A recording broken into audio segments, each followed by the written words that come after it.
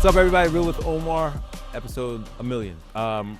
Here with a special guest, my man SpudBrooklyn. A little backstory before I get him on here. Spud was highly recommended to have on my show by my CEO, which is my wife, Maggie. So shout out to Maggie for making it happen.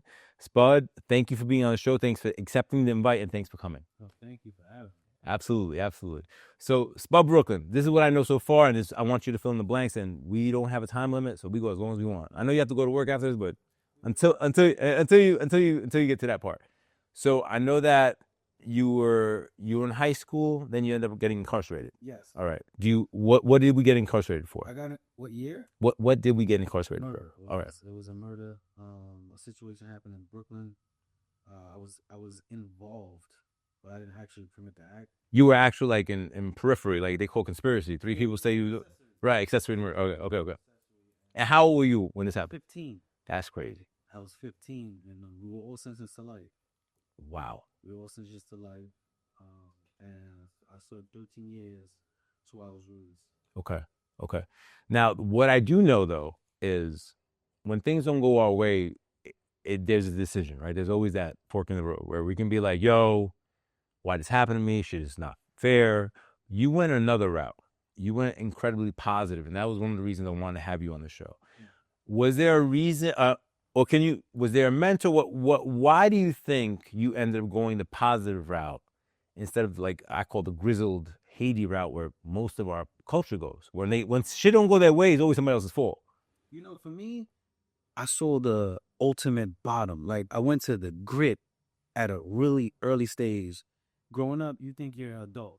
Yeah. So I think you know everything. I know everything. I've been around. I saw a lot.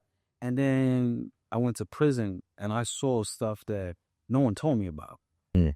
And it was directly on. It was right in front of you. It was not something in a movie. It wasn't filtered. Right. Yeah. It was just raw, and I had to live through that. Right. And there's some experiences I had to go through. And I think when you at the bottom, for me, I'm going to keep it on me. When I was at the bottom, my lowest, that was the most clearest my vision was. I didn't have religion. I didn't have family. I didn't have perspective, conditioning. I didn't have anything. I was stripped to me, and I had to deal with my feelings. I had to really deal with who I am now. And maybe this equation or this environment doesn't define me, but I had to define myself in those moments. And then after experiencing that and getting out, you just look at like completely different. Like I had these fresh eyes. It's like the first time in my life I was able to see for the first time in my life. So you get out of prison. Well, they sentence you initially to life, right? So how? So let me give you an example of what because I want, this shit is heavy. People were like, I know for you it's your life and you've spoken about it enough. I want to give you one thing that really affected me one time. So I'm an NYU graduate. One of my semesters, I had to do a internship at Queens, the Queens DA District Attorney's Office. Okay. So what they have you do is they have you dress up in a suit and you shadow a public defender, right? So I'm like, all right, whatever, it's cool. I'm in a suit, whatever. So he was like, the guy looked like St. Nicholas, right? Here's what I saw, right, at 17, 18. A person that had so many cases that it became almost like, how do we get through this? It wasn't like, yo, each client, and it wasn't that. It was, yo, I get you this, get out of here, right? So it was almost like a machine. But the one thing that really fucked with me was I'm sitting in court. He said, sit in this court. They're going to sentence this kid. I want you to watch it. So I'm like, all right, whatever. So I'm sitting there, and this young black kid comes out.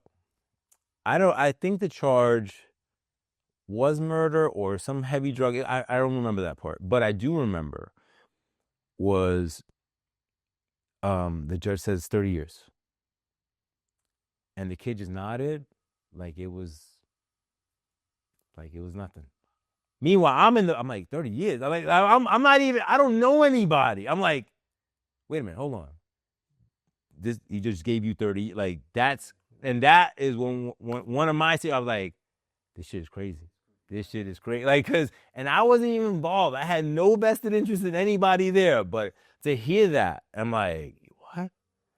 I was like, I was affected. I was like, yo, this is serious. This shit is serious. The system is designed to once you're in it, is designed to move you like a cog.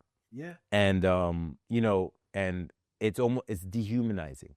That's what I found, right? And that's my little experience. I'm not trying to take away from you at all. I know you went through the whole thing, but I was like, I'm looking around like, yo, is this real? Like, I'm in the courtroom, like, I'm looking around, I'm like, you serious? And yeah, so that I add to that my first court date.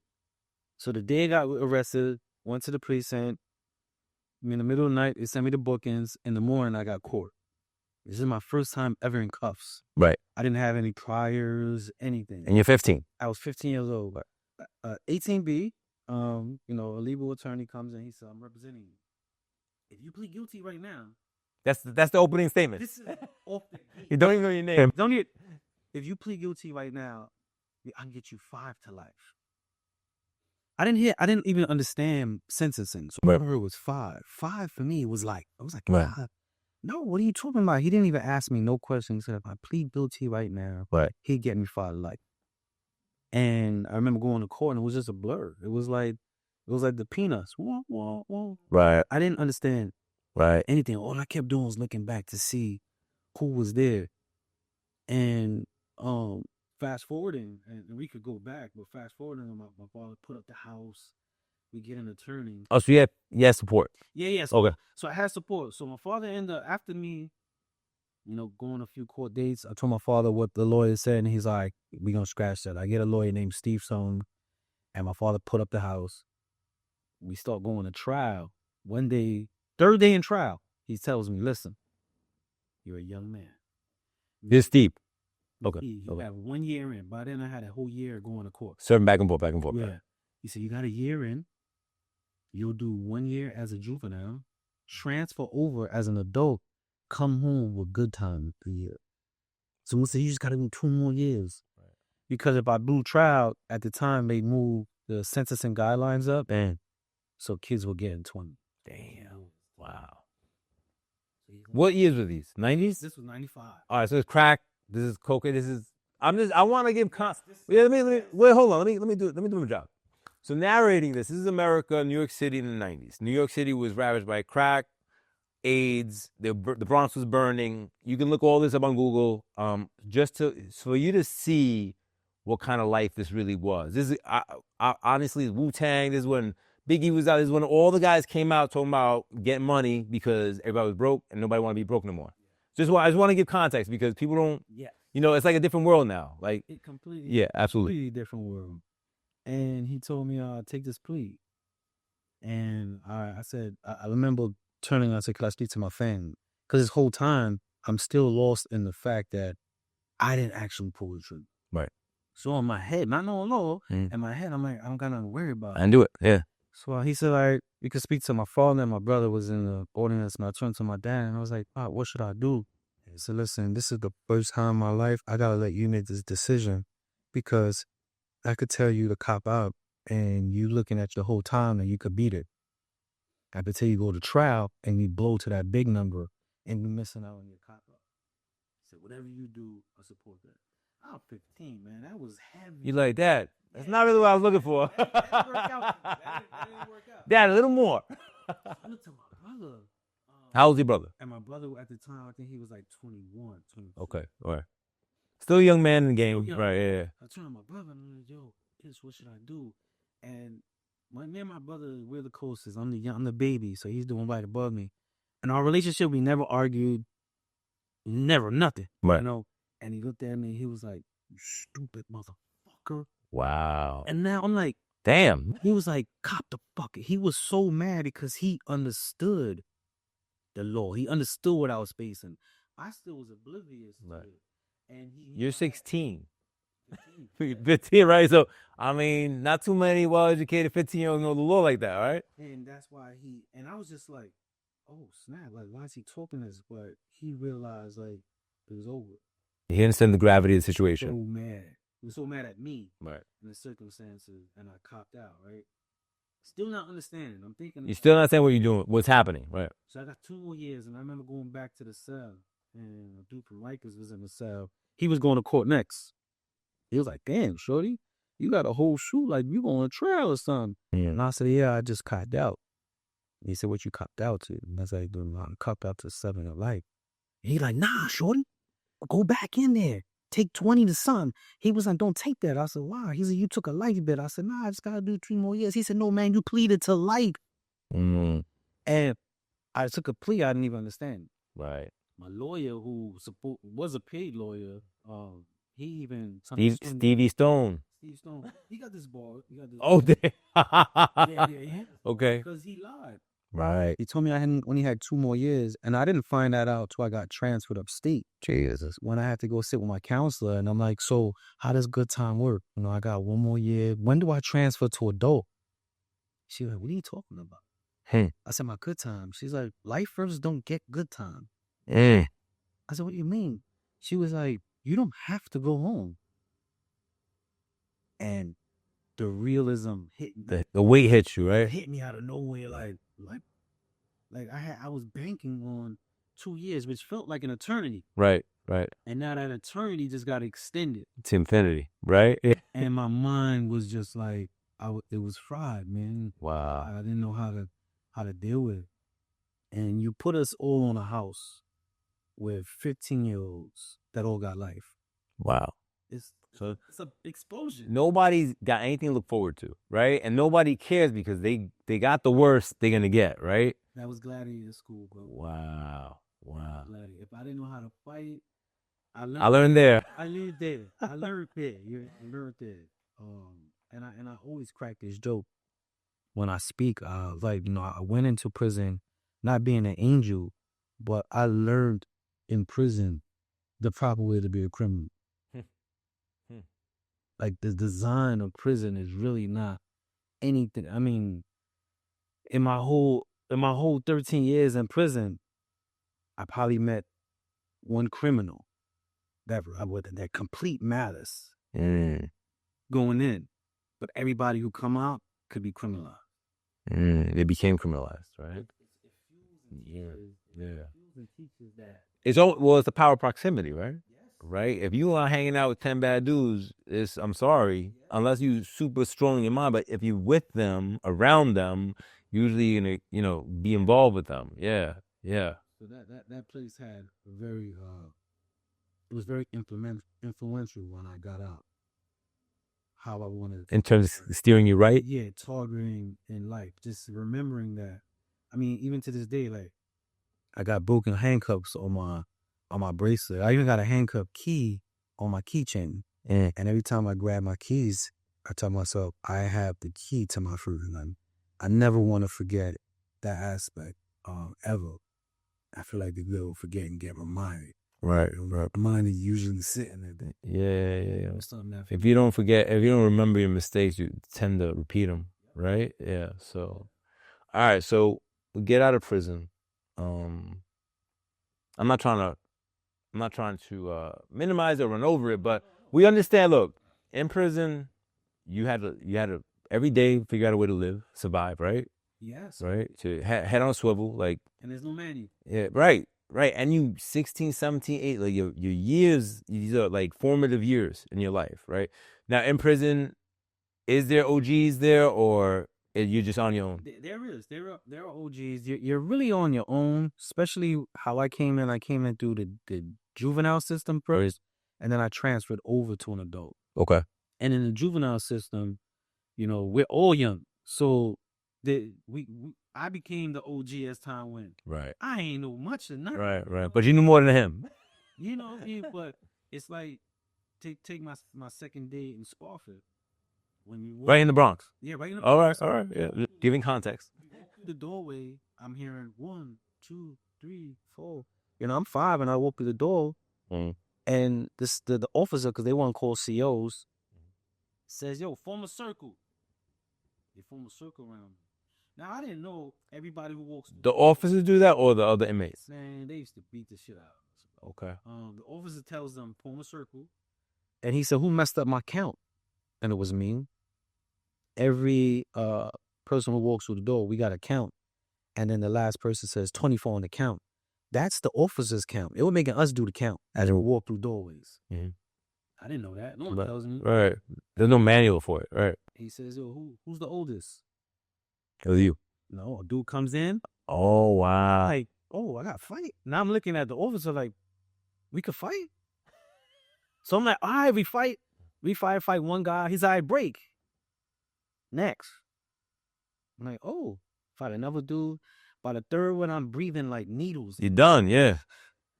And then I realized I'm about to fight this whole block. 24. So in my head, logically, I'm like, all right, let me see. I'm going to wait till like the smallest kid. I'm going to let him beat the hell out of him. You know what I'm saying? Can't hurt that much. I can't. I'd rather plan my beat down than get beat down. Right. And when one little kid came in, I was like, all right, he's going to be one. And I picked the wrong one because he hit super hard. The wrong one. He picked Mike Tyson, like, what the fuck? He hit hard. And then afterwards, now I'm swollen. My hands knuckled. There's a few peeps on. I'm like, okay, it's drama. And they like, what up? I'm so unfit. Hey, what's up? Yo, this is House of Maine. Yo, those bricks in the front don't sit there unless you want to fight for them. And I'm sitting here like, I just fought y'all. I'm in defense mode. Yeah, it was dysfunctional as shit. It was just programming. Yeah. That's how the learning process was. It was just like, yeah, man, listen, you got me going somewhere else today. So, unfortunately, that was my experience in the first part of my life, the hood. The hood is programmed that way. The hood is you fight your best friend, but your friends afterwards. But that don't make no sense to me. Yeah. That I wasn't made for, like, not to say I was better. I knew it was inherently wrong. Yeah. Now going into your situation, that's survival tactics 101. You gotta do whatever you gotta do because you're not making those rules, right? You gotta learn the rules to live, right? So that's a different thing. At least outside, and even though, man, mental changes are a real thing, right? Like, I remember my mom moved me out when I was 12 from 196 Jerome, which is kind of hoodie, to Pelham Bay, which was a nice area of the Bronx, and not knowing, going back to mental shackle, I would take the bus back to the hood to hang out with my friends. And I'm like, meanwhile, it was a nice little area over here. It was, it was homeowners. It was different. It was, 196 Jerome was, like Heath Avenue, but like Creston, not good, Kingsbridge, Fordham Road, not good spots. But that's what I knew, right? So I would get in the bus for 45 minutes to go hang out over there. You tell me that now, I laugh at you. Like, oh, hell, we up. I'm out. Right? But going back to, you don't know nothing when you're a kid. You know what you know, right? You know what you know, and that ain't much, but you stick to it, right? So she was like, why you keep going back over there? I was like, those are my friends. She was like, you'll make new friends. So that didn't change for me until I went to high school. When I went to high school, I went to the designated high school, which was Lehman. All my friends from junior high school went to Kennedy. I can't tell you who graduated from Kennedy. Like, I don't know. But then I made my new life, my second phase of my life over here. And now, we had issues over here too, but that was a different type of issue. That was like lower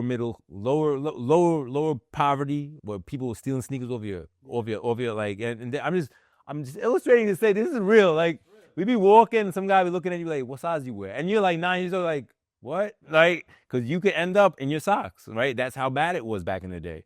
Over here it was a little different. Like, some people had money, Throgs Neck Projects, but I wasn't living over there. But they would get bused to school there, so you kind of understood. But back to you, right? Like, you were 16 years old, 7, whatever, how old you were, in a controlled environment that was not dictated by you, or you had no real choice. The only choice you could make was here mentally, but physically you'll be on deck, right? You had to be ready because you don't know. Oh, you could die. Like, it's the reality of it. I want to paint that picture because, like, that's real. That's not, I wasn't in a good mood today. Nah, bro. No. Yeah. No. So to come out of there, how'd you come out? You came out to your parent? No, you told me you came out to a teacher, right? A teacher, your family left. So yeah, when I finally made my fourth parole board, I made my fourth parole board. Oh, so we skipped too much. Hold on. So you went to parole? Yes. Multiple times. So after 7 years, they gave me a parole board hearing. Okay. And it's 3 parole officers, and they sit you in a room, and they kind of just drill you. Mm-hmm. By then, I had every program, took some college, got my GED.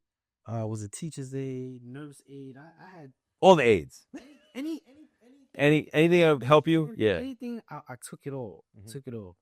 So I went in there like, at the time that I went, everything was going smooth. My troubles were down.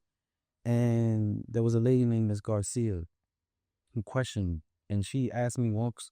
The whole hearing was really one-sided. I would start to answer a question, they'll jump. They were like, "Hey, so how you feeling today?" So how you? And he just kept rumbling. And then she stopped and she said to me, "If you could go back in time, would you?" Yeah. And I was like, "Yes, I will go back in time." And she cut me off. She said, "Well, you can't." Damn. So they basically setting you up, right? Yeah. Give you your notice in the mail. And right before I left, she said, "Listen to me. You're a young man. You're going to be a young man when you get out. Make the right decision." So I go on the phone. I'm like, "Oh, I'm out of here." Right. They were testing me to see if I was angry. You get your decision in the mail 2 days later. And I got my decision, and they were like, "Due to the nature of your crime, before you will not fit in society." Damn. And I was like, I done called home, told them, they told me. Looking good. It's looking good, right? It's looking good. Yeah. And they hit me. I went to solitary confinement right after that. I just got in trouble, got locked down right after that. So after that one, I went to 3 more parole boards, which they always ask that same question. Okay. My very last parole board, Rutgers University, Laura Cohen from Rutgers University took a life in there was a book written out with my story in it from another professor. Really? It was at the conference, a legal conference in Chicago, and asked about me. So your story has been in books and stuff like that? It's been documented? It's been documented in legal journals as well as a school paper. So she came and she was working to prepare for this question because this question kept coming up. She said, "You're going to answer it without answering." So she was showing me techniques, how to answer it, but so that way if they throw a boomerang, I could bounce out of it. And we were prepared for like probably a year for this. So when I got to the hearing. And that was something she just offered to do? Yeah. Actually, I turned her away. You thought you can set up. You're like, nah, I don't touch it. No more. Yeah, I get it. I wouldn't either. All I'm going to do is myself. And she was just persistent. Like, she came to the prison. And they were like, "You got to visit." I'm like, "This lady is wild, bro." I went to the visit and I'm like, "What do you want?" She's like, "I want to fuck me." She said, "Something about you feels so different." And I was like, "I'm going to give you a shot." And shout out to Laura, man. She been fighting for me ever since. And so in the hearing, the day of, I wake up and I'm just like, not in the mood. You woke up on the left side. Yeah, I woke up like, why I got a front? Why I got a plan? So I went in there. I was a new discombobulated. And when it's your hearing, they line you up outside. And then everybody who comes out, we kind of be like, "Yo, how's the temperature in there?" Yeah, yo, they on. So I'm hearing it all day. Yo, they on. So when they got to me and I sat down, I went in there with like, "Nah, not today." And they were like, "Hey, could you state your name?" And I'm like, "You got my name in the folder." And they looked up like, and in my head, I was like, "Yo, they're going to hit me." Yeah. So it don't matter, right? Yeah. I went in there like, "Yo, I'm going to talk." Yeah. And he was like, "Yo, we see that you went to college and that G." And I said, "Oh, that don't matter." And they were like, what's your problem, Mr. Kanye?" And I was like, "You have everything in my folder. You keep asking me the same questions. This is my 4th time here. I don't want to talk about what you got in my folder." They're like, "What you want to talk about?" "I want to talk about now." And me going home. Would you believe that question came back up? So he asked me, saying, "Wait, Miss Garcia, if you could go back in time, would you?" And I sat for a second, and I was ready to go into, a life. We had the whole spill, our life is very important. And I just sat there and I was like, no. And that was the first time all 3 commissioners looked up. Because usually they in the folder for the next person. Right. They looked up. Why would you say that? And I said, everything I learned about life, family, I don't know how I would have loved that. Maybe I would have loved that. Maybe I would have appreciated that essence. But going through this, and now that I appreciate it, I don't want to trade that appreciation for nothing. So yeah, I'm sorry that someone passed away. Yeah, I'm sorry that all the lives I've been. Yes. But if I could trade it in, I said, honestly, I probably would. But because I can, I'm glad. And I got up and I was like, yeah, they're going to bang me in the They're gonna. You're like, don't even send They're it. gonna beg you. Yeah, man. I'm not going home. I'm not going home. And I walked out. And the dude was like, "How was it in there?" And I said, "I gotta come back in 2 years. I gotta come back." And I went to the yard and worked that out. And 2 days later, the letter comes in. And I remember feeling. There's a saying that if it's fat, you got hit because they stuffed the peel people. And I squeezed it in all the dudes on. Threw it in my locker. Went to the gym. I'm hearing dudes, oh, they hit me. I heard one dude say, "Go, I'm going home." And what's up with you, Spud? Nah, but what's up, buddy? Yeah. Man, remember that night opening my letter and seeing early release date. I was mad. Go. Wow. They letting me go. I was just looking at the letter like. How old are you there? 28? I was 28. Wow. I was looking at it like, wow, this is real. Hmm. I'm out of here. And next day I called my lawyer. You know, she cried and celebrated. I called my pops, who was in Florida at the time. They moved during my second parole board. They moved thinking it would help change my environment for parole. Oh, so they say, oh, here's the option to live over there, out of the environment. You know, we don't feel you'll fit in society going back. Right. And so I called him and he's like, "Great, man." I'm like, "Yeah, Pop, I'm touching down. And within a week, they sent me to Queensboro, which is in Queens, Long Island City, facility to wind down.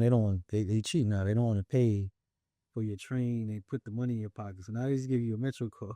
Okay. They give you a Metro card, which I never saw a Metro card. Right. So you're like, what do I do with this? I didn't know what it was like. You dip it. You dip on the bus and you swipe on the train. You could have been speaking Chinese. Yeah. I mean, I didn't know what that means. Yeah, man. You technology had come. And there was no internet. Right. Internet. There was none of that. So I came into a whole new world. And now that shit is obsolete. That's old. But back then, right? Yeah, it's crazy how technology is undefeated, right? Yeah. It was a whole world. I was just looking around and I was excited. And I used to see brothers catch charges not to grow. Yeah. Institutionalized? Whatever they got going on, whether it's drama, whether there's institutionalization, whether it's, I don't know what it was, but for me, I just was like, nah, bro. Like, I dreamt about this nights. Yeah, I want to be out of here. Yeah. So, what I didn't know was exciting. Yeah. What about, let me ask you this question. How was your brother? My brother was, during the whole thing, though. My brother was, our relationship got stronger because they were getting in trouble a lot as kids. Okay. They were getting in trouble. While you were away? Well, no. While I was growing up. Okay. They was in the street getting in trouble a lot. So it was almost like everyone was like, wow, how the little brother. Yeah. How'd the baby get involved there? He got all that time. So as I was developing who I was in prison, my relationship as an adult was strengthening with him. Because I tell people, and they don't realize this, at one point in my life, 100% of my adulthood was in prison. Mm-hmm. Yeah, it's true.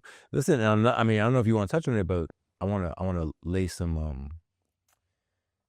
was talking about my previous guest about things that I've endured, like when I lost my mom, and what I do to protect and shield my family, my kids. I take the hit. What people don't understand though is that when you have when my mother had a stroke, 7-8 years, I was a provider. I was everything. I was the guy who showed up, the guy, every decision that had to be made was me. And that's a weight. But also, you being inside is one thing, but you have a family that's outside doing a bit with you. Yes. Right? Which is a big thing, man. Because a part of them is missing.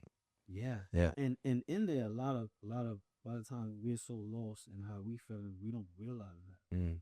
Did you realize that while you were in there? At one point, I did when my sister told me the bill.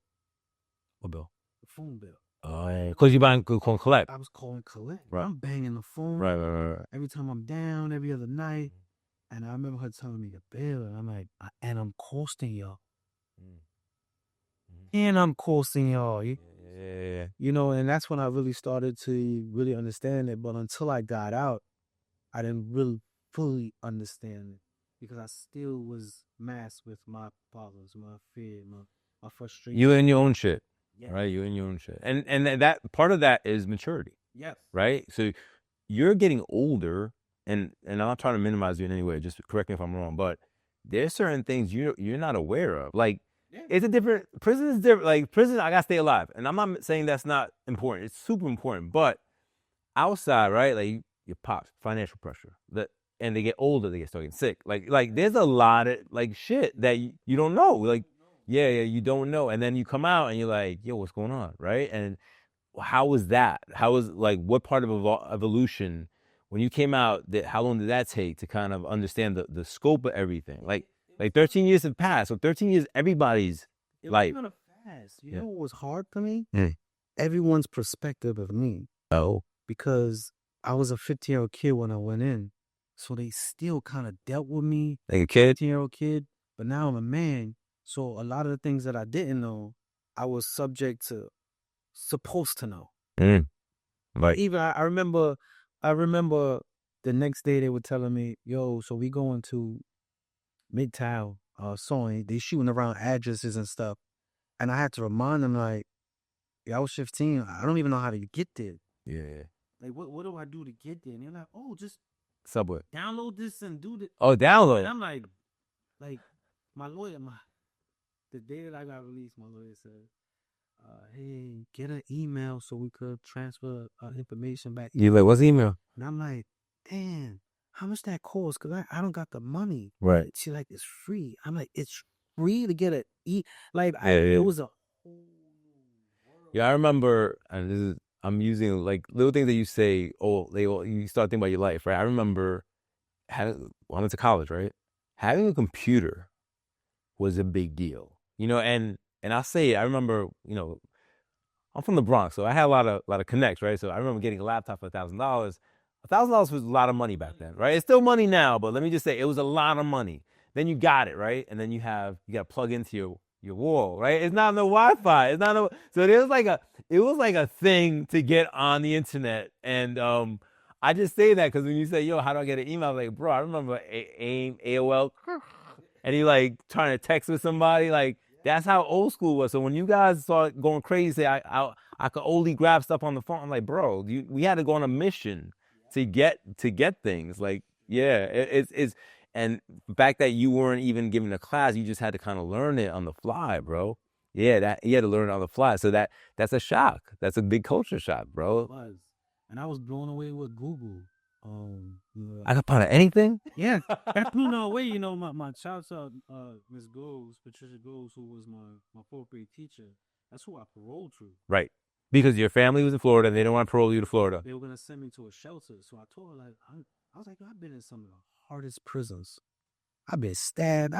I'm like, I will be a free man in the shelter. And she was like, not over my watch. Mm. And she invited me to her home. And the room I was in had a computer. And I used to just sit in front of the computer and just, when they said you could type anything, I said anything. So I was like, how does a prisoner get rich? That ain't going to come up. I started seeing Mad Fit. kind of, and I'm like, wait. I could put anything in this. I was like, how y'all losing? How is anybody losing? Like, right. I can obtain anything. Any information I want is drop it down. Week 1, that computer was burnt out with virus. Accepted everything. Went to every site, but it was the excitement of learning. Yeah. I know I was a sponge, and I saw a lane that a lot of society was clouded because they had debt, they had school, they had work. I had nothing, and which a lot of people looked at me in pity. For me, I had a clean board. Yeah, all you had was times at the moment, right? To play my game and the game of life. I mean, so for me, it was just like, oh wow, what am I gonna do? I got everything right here. I'm seeing all the tools. Right. Now how put this together? So how do you decide what direction you want to go in? I knew it was music. Always? Always. Even when you were inside, you messed up? I even went in. Okay. I was doing music with a group called Assassins. It was the early 90s, late 90s. 80s to the 90s. So it was always hardcore. So I was part of a group called Assassins, and we was rapping and doing music. So when I went in, I kept doing music, kept writing tons of books. And when I got out, I was just blindly, and even though I wanted to do music, it was blind. I didn't really know what the game was. I didn't understand what part of music. I just like, I rap. Right, I'm a rapper. I'm gonna do music, but I gotta keep laughing. I had Dren Star on the show the other a couple weeks ago, and he did 5 years for gun possession. But his story resonated with me because he's like, I went in and, you know, he thought the world worked a certain way. And then he said, his boys tell him, yo, Instagram, like these things are coming out. And he's like, what? Nah. And he comes out and he's like, oh shit, yeah, it's a whole different game. But going back, like we were talking about, so his story is that I think he was going to the studio or something like that. He ends up getting robbed, pistol whipped and robbed, right? So he started carrying a gun, right? For security. And I'm like, bro, the crazy part is, because, you know, he's worked with Pun, he's worked with some big time dudes. So there was some money being made. I'm like, the crazy part is these studios, man, like these multi-billion-dollar corporations could have armed security at the front. Like the thing was that they were commoditizing the lifestyle, but they not like, and I'm sorry if this sounds a little too like militant, but all right, so if these guys are gonna come up here to make music, and if they're getting hired, that's not my problem. If they're here to make music, then they should be in a protected environment, right? Because you can possibly make millions of dollars, right? So like I'm like, why is that happening, right? Like it just becomes that to me the culture divide, right? Because they're not looking at us as humans. Let's see what we get out of these guys, but you know, let them kill each other, right? Okay. So that's what I see. I'm like, yo, and he's like, yeah. I was like, come on, man, like millions of dollars running through us, you know, the culture. We created hip hop. We created like the whole sneaker game, like all these things, right? All these millions and billions of dollars, and you can't think, well, listen, I'm gonna have armed security at the front. Oh, I don't want that. It's for everybody's safety. So if you're supposed to be here, you'll be here. If you're not, you cannot come in. And that becomes it. I mean, in the beginning, like, oh, my entourage, whatever, bro. Listen, man, you're not that important yet. let's get you can earn an entourage, right? But just like, to me, I guess as a businessman now, is like you secure an asset, you protect an asset. It's very simple to me. But going back to then, like I was like, yo, how is this not even a thought, right? Like, why does this guy have to carry a gun with unregistered gun? Because he's afraid. He's afraid. He don't want to get caught, right? And still, yeah. And still, I stop like even now in the music industry, everything that you're saying that still exists in that aspect. Really, personal culture, and that's why I really try to share a lot of the industry insight, to a lot of artists. But when I was coming up, trying to crack the door, no one was sharing that. It's that scarcity mindset, right? I don't want to tell you if they know. I don't want to tell you because it's only for me. Nah, bro, it's for everybody. There's enough money for everybody, man. There's enough money for everybody. Like, yeah, it's like my industry, right? And mortgages and real estate. Like they'll be like, no, the lead. I'm like, yo, bro, I'm in the Bronx, Westchester, Brooklyn, Manhattan. I can't be everywhere. If they want me at exit 60 at Long Island, I'm not going there. It takes 2 hours to get there. I was like, let me get a qualified individual that's their sector. Do you think, bro? Do you think? Good luck, right? You want to pay a referral fee? We can talk about that. If not, that's cool too. But that's only after a certain amount of success. Because when you have nothing, and this is going back to our culture, right? When you have nothing, everything is big, right? $20, that's crazy. Like, you know what I'm saying? Now I get bills for $15,000. Like, oh man, all right, what we doing tomorrow? You know what I'm saying? Like, you just gotta roll with it, right? But when you have nothing, you're like, yo, what we gonna do, right? Or how we gonna eat, right? So yeah, I mean, if they're still culture guarding or gatekeeping now, I don't know what to do. You got the internet, you got, I mean, I believe, and you can correct me if I'm wrong because I don't have an education in the music business.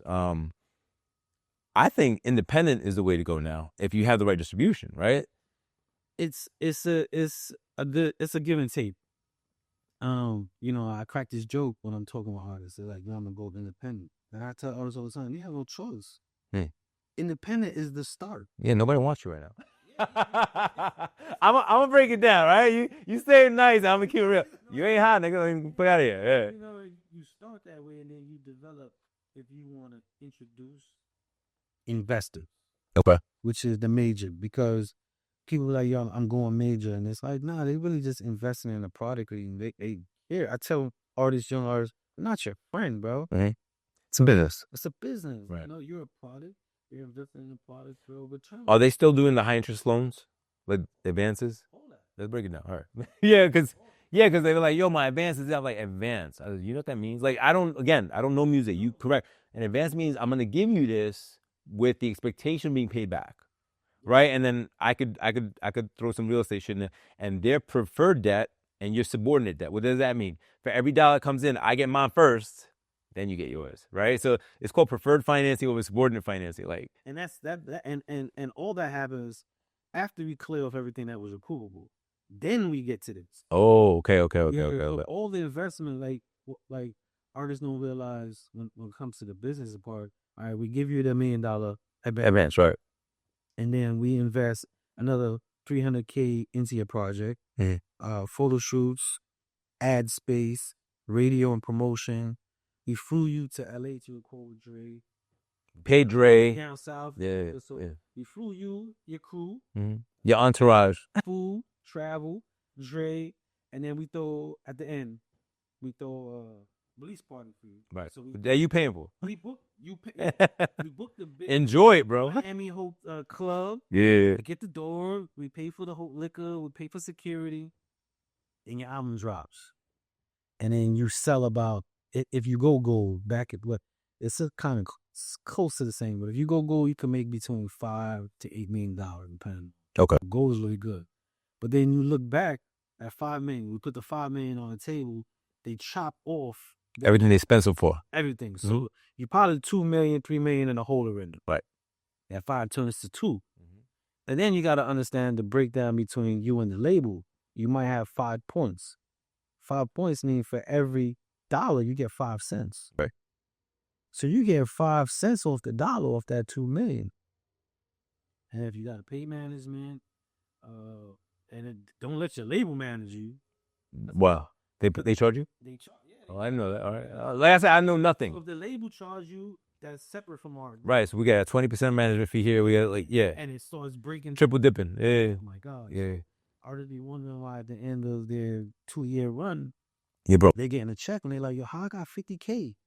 Yeah. I made $4 million. Yeah, you burned $4 million. Yeah, absolutely. Yeah. That's one of the issues. So I be trying to give that insight and also show artists how they can get the most out of their deal. Because it is a give and take. And a lot of times in the music business, they do not negotiate. Well, I heard that you can renegotiate, right? Like, so like you come in, and this is just me. You can just correct me. So I'm gonna come in. I don't got shit. Whatever you give me, I'm gonna take. Right. But let's say I'm gonna put this in writing. If I hit $1 million, I want to renegotiate everything. You can. Right. So I'm trying to give some game right now. So. But that's the problem. A lot of artists don't even do that. Well, that's bad management then. Bad management. Yeah. Well, here's the part, right? So artists, if you're a fucking artist, be the fucking artist, right? But have a good gang with you that can manage the books or get the Nike deal, or like all that. You got to have some strong players in place because it's like Maverick Carter. They say about LeBron. His job is to win. Yeah. We do everything else. He keeps winning. He's relevant. We negotiate the deal. We do all that shit comes from his winning brand. Yeah. He don't win, ain't nobody care no more, right? So it's the same concept. It is. And to add to that, like I always use this analogy with artists. I'm like, all right, you might want to open up a restaurant, but you're not going to be the chef. But you're branded, but you're not just going to hire anybody if you have no understanding of your menu. And when you're building your team, you got to understand your menu. And a lot of artists don't understand that. They don't understand the cousin that they got is their manager. Yeah, he know the block. And that's cool. That's a good start because you could transition him from personal to personal manager as you grow to get management to help you. Real management. All right. But a lot of artists don't know the players that they have around them and how that adds to their menu for what they serving. Right. So they get jammed up or they lose out. And I learned that. I learned the hard way. I learned that. Yeah. And I don't even want to call it the hard way. I think those triumphs and those falls and those failures as well, all added to where I'm at because it gave me a knowledge. Well, yeah, bro. Look, like I say, you win, you learn, right? It's that concept, but you got to have the right mindset for that. The problem with our people, and I'll say that, and you can hit me on the DM if you don't like it, is that we think we know more than we do. Like I told you, I don't know anything, so I'm just saying if I'm wrong, let me know. I'm confident in what I do, but I'm humble enough to know what I don't. Yes. Right. So that's where it stays. You got to be that guy. You got to be really confident what you're good at and humble enough to say, yo, I might need assistance here, right? Well, that's where our people get it wrong sometimes because they think, oh, I'm the guy. Bro, then be that guy. But you're not the accountant. You're not you're not the brand dealer. like I have a nephew of mine, like he's a boxer, right? And he was putting some stuff on Instagram. I was like, you ain't never getting an endorsement deal like this, bro. I'm I'm nothing to do with him. I said, if you ever want to get money from corporate America, you should not post stuff like this. Oh, my bad. Because they don't know. And they don't know, right? Which is cool. But he's teachable. Well, you have another guy, yo, fuck that. They love me, everything. I'm like, all right, man. So here we are. Nepotism is fine. Like, they think they deserve it all. I'm like, yo, no, my man, it doesn't work that way. So you deal with up and coming artists, right? Yeah, I deal with up and coming artists. Also artists that are on. I was doing A&R for about 8 years. At what label? I was doing Def Jam, Sony. So you got busy when you came out. Yeah, so back to Google. Back to Google, yeah, because you have a lot of shit I want to cover. I hit the ground running when I got out. Okay. Being an artist, I met a dude. Shout out to Sharp. I met a dude up north. Cool. When I first met him, and he'd be like, "Who does dude think he is?" He used to always be like, "Man, that food, I ain't eating that." He always dressed a certain way, but I didn't understand that he came from the industry. He was a stylist. Okay. So he helped style Usher and a few other people. So he used to always see me writing. And he's like, "Shorty, what you doing?" I was like, "I'm busting." Man, he's like, "Let me hear something." So he was one of the dudes that the first time I ever heard somebody say, "Yo, spit something about your life. Yo, spit something about the club. Give me something to think about." And it was intriguing, the challenge. And one day he was like, "Yo, go in the phone booth." So he said, "There's somebody on the phone want to talk to me. Go in the phone booth." So I go in the phone booth and the guy's like, "Hey, Sharp never go to anybody. Say, could you spit something for me?" And I'm like, "Who's this?" And he's like, "Yeah, my name is Kurt Burrows." Kurt Burrows was the guy who started Babel. So he put me on the phone with Kurt, and I spit for Kurt. And Kurt was like, "Yo, you talented. When you get out." That was always the issue. I don't know, bro. Yeah. So I never say that. I always say, I go to my board this time. Yeah. So I kept telling him I go to my board, and he was like, "Yo, when you get out, hit me." I love you, my guy, but I gotta peel back for a minute. My man said, "Tell me something about the club." My man, you 16, you ain't never been outside. And I had everything. I had the club. But to me, because I know the story, I'm like, what? It's real. It's real. And what I used to do was I used to watch one of them, like people put on videos, and they used to be like, "Yo, y'all dumb." They're watching videos, but I used to sit there to understand what we go. The culture, right? See what's happening. And when the youngins come in and they talking, I used to be listening. And I remember, I never forget, a dude named Guns, he was like, "Yeah." So we was in the tunnel and we were standing on the sofas, and he told his whole elaborate story. And I said, "I got one question. Where the fuck the sofas come from in the club?" Yeah. And they looked at me and they started laughing. They was like, "Yo, the sofas in the club." And I was like, "Well, why? Ain't everybody dancing?" He was like, "Nah, we be in the section." And I was sitting like, section. Trying to understand it. I didn't understand. Yeah, well. I would watch music videos to understand the climate, what the fashion was, what was the lingo, what was going on, and just to see the play what was going on. So I wrote in fantasy. You observing. Yeah, look at you. Fantasy. So a lot of the music that I wrote was just me putting myself in what I perceived it would be. What you would have done. I've never been to a club. Right. That's when he said that, I was like, what? Yeah. Yeah. That's crazy imagination, man. So when I got out, Shark, he was already out. He was like, "Yo, I got so much love for this brother." He used to send me 3 magazines every month. The Billboard, so I knew what was going on in the industry. GQ, so I could take care of myself and understand manhood. And then he would send me something about fashion or food. And I would read those. So when I got out, he was like, "Yo, I'm going to try to get Cook to manage you." He took me to Wu-Tang. He took me to 50. He was saying, I was like, "Well, this dude really kept his word." Because everybody's somebody in prison. Right. But this dude was really outside, yeah. He was bringing me to these spaces. And I just told him one day, and I was like, "Why are we looking for a manager, bro? That's what you doing." He was like, "You know what? I'm a manager." And was he fully prepared to be a manager? Not to the degree, but that relationship jump-started everything for me because we were learning together. I was understanding a new concept of business and also how to be a team player. Because I realized in prison, even though I had my mans and that we needed to go play ball, I had that group. If we had war, I had that group. But in reality, it was me. Yeah.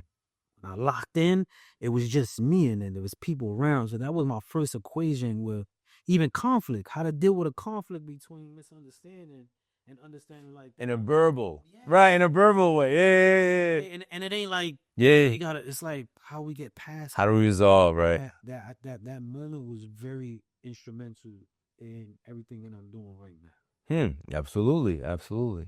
So he managed you for a little while. You had some opportunities. Then you become an AR yourself. So what we did was, Is there any music with you rapping right now? Yes, there's tons. Where? Tons. If you go to SpudBrooklyn on Spotify, Apple. SpudBrooklyn. You heard it here first. All right. All right. Yeah, SpudBrooklyn. I have my own independent label. I have my own distribution. Like, I'm a distributor. Okay. And I don't have no partners. Okay. No red tape. So if somebody needs to put their album out, you can help them. I could distribute that. Okay. But when we were game planning, how we're gonna approach this, we were like, yo, we're gonna take what we know of the streets and apply it positively. So he was like, yo, you're raw, you're fresh. He was like, yo, we're gonna deal with you like heroin. Okay. I never forget him saying heroin. And he was like, yo, we gotta bag this up, right? And we need a stamp. And I was just like, all right, cool. And one day I was in he called it the office. It was a room it was a blue room in his house. And I was sitting on the sofa like this, just like in thought. He took a picture of me. And he said, I'm gonna come back to our week. And he came back with a logo. And it was my face half shaded. That's the one you still use. That's what Yeah. I said, yo, that's our stamp. And he said, yo, we gotta let the people know we here. So we created a stencil. And every night I would break curfew with him and paint this in front of every record label. Really? Every record label. We'll spray paint it. We'll come back. They'll spray wash it. We put it back. And he's like, yo, we can't miss a day. We gotta let them know we here. And it said, Spud, I want in. We played off the Frank White. Yeah. And when we went back to Jar, there was a notice. People were wondering, yo, what do you want? And that was what set off the Jive meeting at Jive, my first official contact to the music industry. Really? Persistence. Yes. Blue magic. That's why I keep hearing. People understand. I support. I stand. I guarantee it. Yeah, I'm sorry. I just had a moment right there when he said that. We got to put a stamp on it. Put a stamp, and that's what really got me. And at that time, I was still pushing just to be an artist. Right. Because you listen.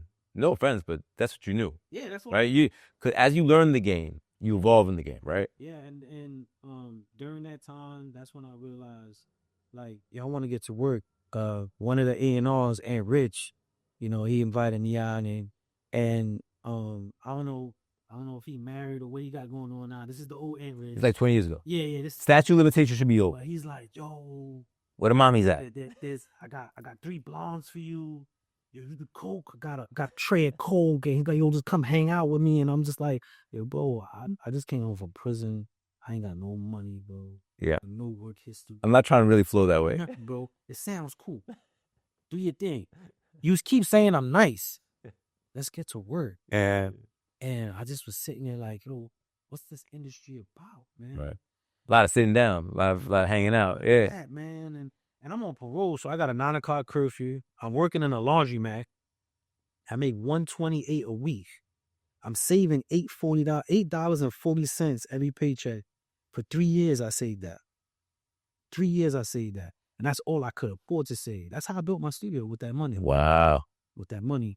So in the process of doing that, I was saving the money. And me and Sharp, we were getting burnt out by the industry. We was getting burnt out by it. It was a lot of give and take, hanging out. No business happening. Yeah. And a situation happened where CNBC needed a record for a commercial. Okay. And I had a record called Fiddle, which was on MySpace. It was just on MySpace doing nothing. MySpace. Gave them For those that remember MySpace. Yeah. Word up. Gave them the record, and they loved it. So they tagged it to the commercial. It's on my website to this day. You get royalties to that? So I'm sorry. I skipped. I skipped. This is where the business. Yeah, this is a skip. I'm sorry. Say, yo, you're gonna own the record. You don't even want no shit. Okay. So for artists, you hear so much people. To me, that's what I'm on the record here. You know, we want to write you a check. We want to write you a nice check. We thinking like $30K check for 30 seconds, and you're gonna own the record. Yo, where I sign? Yeah. That's a come on. You ready?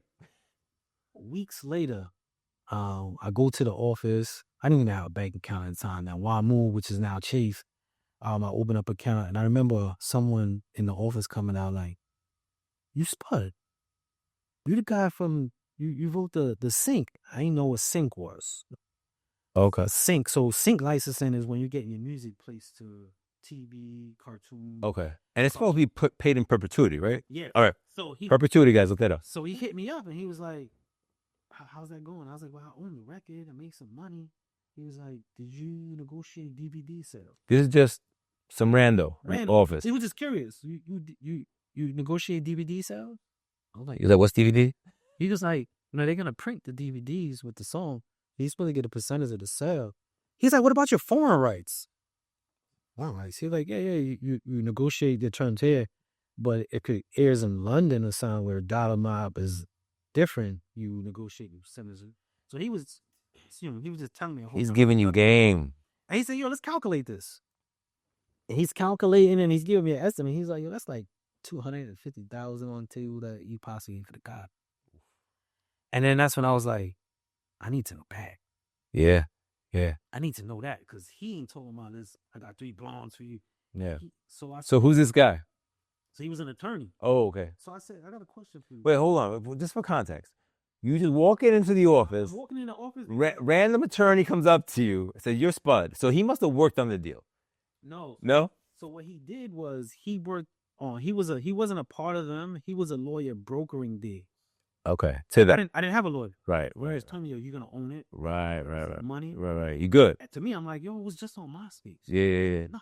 Yeah, I get it. I have no money. Yeah. No, listen, I don't think you made the wrong decision. No, I didn't. Right. But there was better decisions. Right. No, but going back, let's give it context. Yeah. If you don't got shit, 30,000 is a lot of money. No, right? No. So now you got 30,000, but if you get an education and now you have a little breathing room, now that's when things change. Yeah. Just because like, oh, he's stupid. Bro, if I don't know how I'm going to eat tomorrow, I'm not stupid. Don't get me wrong. Yeah. That was most definitely something that altered. And even when I got the money, I'm like, yeah, I get change. I did it. And I didn't. I didn't buy none of that. I kept working my 128 job. And I told that lawyer, I'm doing the music thing. I want to know more about what goes wrong. I wouldn't have known this if it didn't go wrong. Right. And I was like, I feel like artists find out later the more artists is. So I need to know that. And he was like, well, I know contracts. You could buy contracts. And I was like, all right. So I'll give him a list. I was like, I want Drew Barrymore. I want Prince. I want Michaels. I want their contracts? DMX. I want the Lots. I was just naming people that I knew had problems. Yeah. And he was like, all right, I could do that for you. And he came back and he was like, yo, that's about $16,000 for these contracts. I'm like, guys, that's going to eat my bread. And I was like, it's going to be more. I paid it and I bought all these contracts.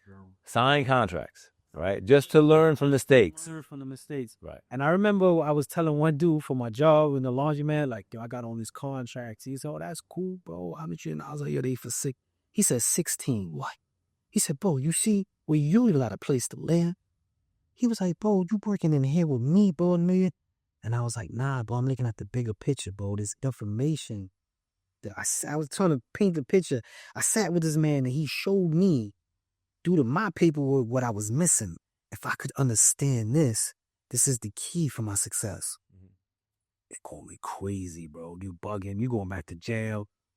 So at that time, me and my manager, he was getting burned out. I didn't understand how much a manager puts into an artist. Okay. From the studio time to the picking me up, dropping me off. And on top of that, he was my man. So he wanted to make sure I had the Mermount jackets. And when we went out, I had Barney shoes. And I'm like, yo, bro, you could give me the $500. I'll get some $30. Well, he's like, no, bro, I want you to experience this. Yeah. You have the image too, right? Yes. Yeah. So he was getting burned out and we parted. And then I was like, oh man, I was left alone. And I saved $8.40 for 3 years. So it came out to like $1,200. And my wife, who was my girlfriend at the time, she was pregnant. So here I am. That pressure. Here I am, $128 job. Half of that goes to parole. I paid $50 to Miss Groves just for letting me stay by her. I got my Metro card.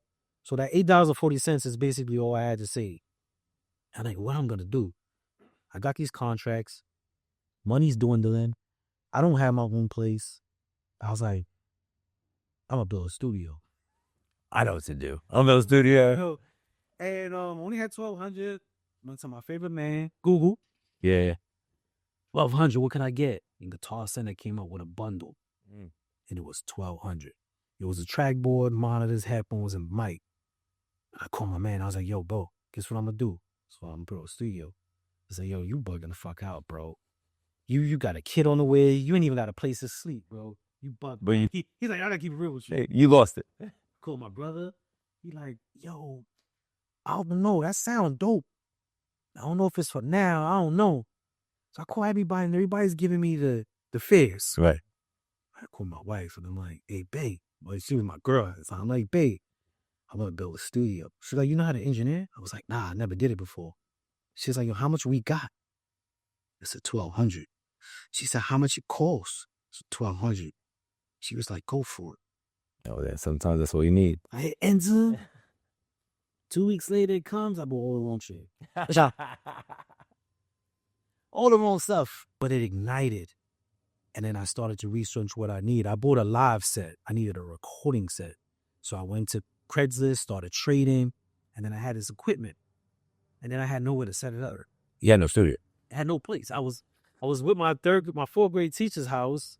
Didn't have money to get a place, so every day I would set it up, play with it, pack it back up. Set it up, play with it, pack it up. I didn't even have a place. So now I have no more money, contracts, and studio equipment. Baby on the way and still working at $128. Just for context, we were still living in Mrs. Grove's house in a room. Yeah. Working the laundromat. Spent our last $1,200. Yep. I have. All right, so where we at now? What's the thought process? So now I'm trying to figure out what's my next move. I got these contracts. I got the equipment. And have you read the contract? Yes, I was going through. I was going through the highlighting stuff. Okay. And the baby is getting closer to being born. So me and Eve, we're like, all right, we're gonna move in. We're gonna move in. So I tell Miss Groves, listen, I'm gonna move in. Just start situating that because the baby's coming. So we move into a basement.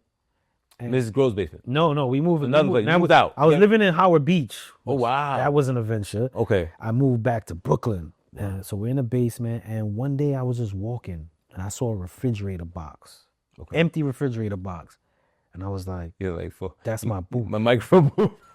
I grabbed the box. People looking at me like I'm crazy. I bring it home, and she's like, "What's that?" I said, "It's my booth."